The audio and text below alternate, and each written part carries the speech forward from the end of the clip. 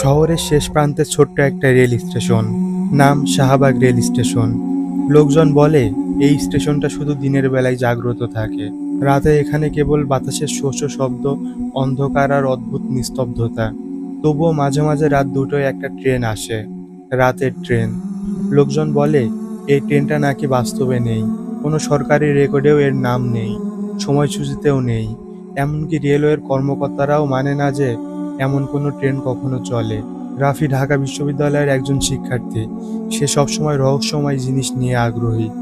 এক রাতে তার এক বন্ধু মজা করে বলে, শোন, শাহবাগ দক্ষিণ স্টেশনে রাত দুইটায় গেলে নাকি এক অচেনা ট্রেন আসে, উঠলে আর ফেরা যায় না। প্রথমে রাফি বিশ্বাস করে না, কিন্তু তার কৌতূহল অদ্ভুতভাবে বেড়ে যায়। এক রাতে সে ঠিক করলো নিজেই গিয়ে দেখে আসবে। রাত 1টা বাজতেই রাফি স্টেশনে পৌঁছে যায়।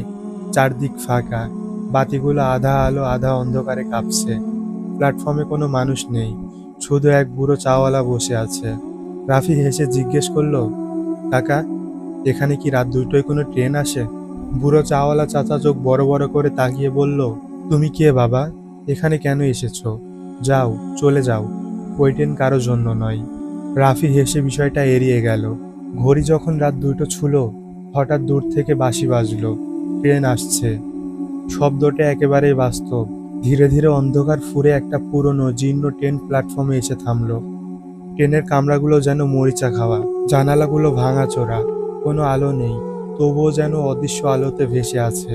আর সবচেয়ে অদ্ভুত বিষয়, ভেতরে যাত্রী আছে, তাদের মুখ দেখা যায় না, সবার চোখ ফাঁকা, দৃষ্টি স্থির, যেন প্রাণহীন। তবুও তারা বসে আছে চুপচাপ। রাফি থমকে দাঁড়ালো। তার মনে হলো ট্রেনটা যেন তাকে ডাকছে। কানের ভেতর ফিসফিস শব্দ ভেসে এলো, এসো, এসো, উঠো আমাদের সাথে। তার ভেতরে এক অদ্ভুত টান কাজ করলো। সে 1 পা 2 পা করে এগোতে লাগলো। ঠিক তখনই বুড়ো চাওয়ালা চাচা চিৎকার করে উঠল, পাগল, থামো! ওই ট্রেনে যারা উঠেছে তারা ফেরে না, ওরা সবাই মৃত আত্মা। রাফি থমকে দাঁড়ালো। হঠাৎ তার চোখ পড়ল ট্রেনের ভেতরে বসে থাকা যাত্রীদের একজন তার নিজের মুখ, ঠিক তার মতো দেখতে, কিন্তু ফাঁকা চোখ, প্রাণহীন। রাফি চমকে পিছিয়ে গেল। ট্রেনের জানালা থেকে সেই অন্য রাফি ফিসফিস করে বলল, তুমি তো ইতিমধ্যেই মারা গেছো, এই পৃথিবীতে বেঁচে থাকার কথা নয় তোমার। রাফি আতঙ্কে পেছনে তাকালো। কেউ নেই, শুধু চাওয়ালার ফ্যাকাশে মুখ। ট্রেন ধীরে ধীরে চলতে শুরু করলো।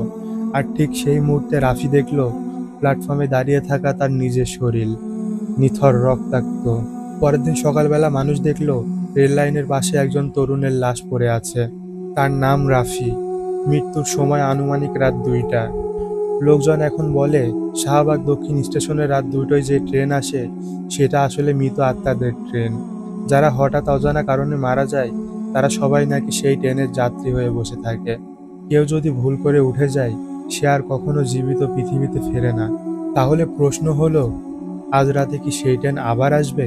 আর কে হবে তার নতুন যাত্রী?